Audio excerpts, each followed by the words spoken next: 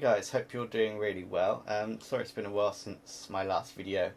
I've just been really busy with all sorts of things.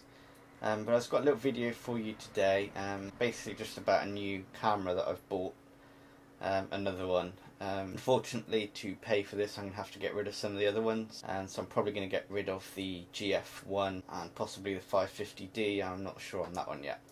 But anyway, the new camera that I've bought is this one. It is the Fuji X100. I actually saw this on another YouTuber video. I am Chris Photo. I sort of subscribed to his videos and saw that he bought one, and I'd never really seen the camera before properly. I'd never really paid it much attention.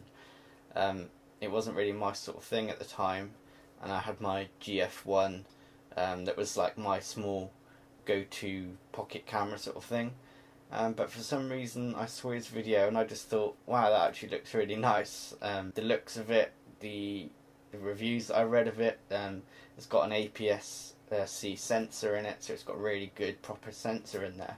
And I just thought, that's something that sounds really good to me. I love my GF1, don't get me wrong, it's a fantastic camera, but I found myself not taking it out because I couldn't choose which lens to take, or I'd end up taking both of them and I'd have a bag just as big as if I'd taken my D700 out. I've got my GF1 here, and I usually keep the 20mm f1.7 lens on it, but then I go for a walk with the dog or whatever and think, well, actually I might want something a bit wider, so now I'd end up taking the 14mm as well, and I don't have a little bag that both of those fit in, so I'd end up taking my medium-sized camera bag. And I just thought, I just want a really good quality, small, pocket-sized camera. I don't have to worry about what lens to take, and I want it to be really good quality. And this thing fits right in there. Just to look at it, it looks stunning. It's got that old school kind of look, which I'd never really been into before, but it's really grown on me recently. It's got a fixed lens, 24mm lens, 23mm lens, sorry. Which is like a 35mm equivalent in full frame. So it's a really good focal length. It's not too wide, and it's not too long. It's kind of bang in the middle. You can do pretty much anything with that, be it landscapes, portraits, anything really. So yeah, I bought this a bit on a whim, I suppose, after seeing Chris's video on it. I did loads of reading on it, loads of video watching, all the reviews and everything, and a lot of them mentioned it's got a few quirks and there are a few issues when they first came out, sort of weird different things. Yeah, it's got a few quirks, but once you sort of get to grips with them, it's not really much of an issue. The firmware, when I got this, was still on the original firmware, and the firmware has been updated at least twice since then. It's on 1.03 now, which did a lot for the camera. It sped it up and it ironed out a few of the kind of weirdnesses, if that's a word, in the camera. So now it's pretty good. It's not the fastest camera in the world. It won't shoot sports very well. It won't shoot moving subjects very well.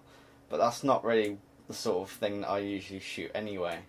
I want to start getting into street photography more. I've been out a few times, once with my D700, and I went out last week with my GF1. I still don't quite have the confidence to really get in people's faces and like just blatantly shoot them. I'm still a bit more on the like kind of ninja hideaway sort of thing, and a camera like this I think will really help sort of overcome that, because it doesn't look too intimidating. It just looks like a small camera, and I don't think it's going to be as much of an issue getting into people's faces with this as it is with my D700, which I've used before and got a few funny looks with that one. So I can't wait to get out on the streets with this and see how it performs.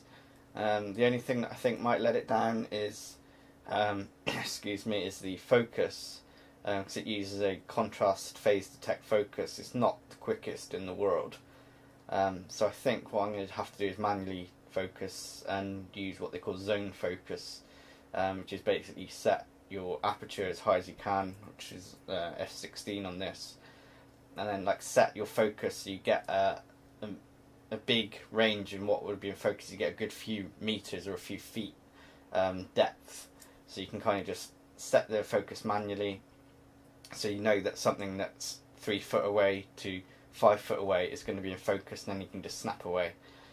With street photography, I don't think sharpness is as critical as some other sort of forms of photography. I think you can get away with stuff not snap sharp. It's all about the moment, it's all about capturing that person, that character. It doesn't have to be super pin sharp, zoomed in at 100%, so I think I'll get away with that. You've probably all seen reviews on this or heard about it, so I'm not going to go through all the specifications. I just wanted to say that I've got this now, and I got it yesterday, so I haven't had that long with it, but the time I've had with it has been brilliant. I've really enjoyed shooting with it. It kind of gives you sort of a fresh approach to photography. I use primes quite a lot anyway. With the GF1 I've got both primes, and my D700 I've got primes. But it's just refreshing to have a little camera with that fixed lens and really bright aperture of f2. So you can get some amazing depth of field, shallow depth of field shots with this. So yeah, I love it. It's kind of the theme in these videos of people with the X100 is basically they just love it. I can't wait to really get to grips with it and to really get some great shots. What I'll do at the end of this video in a second is I'll post up a couple of the shots that I've taken yesterday and today, just to show you the sort of thing that I'm aiming for, the kind of shots that I want to take with this, the reason why I bought it, and just so you can sort of get an idea of the quality and see what sort of images you can actually get out of a camera like this. So yeah, that's it. I'll probably do a more in-depth review maybe in a couple of weeks once I've really got into it. I don't see the point in doing a review before I've really used it that much. So yeah, look out for that in the next few weeks, and I will do more videos. I know I keep saying that, but I will, I promise. But yeah, until next time, let's have a look at these images coming up, and I'll see you guys later. See ya.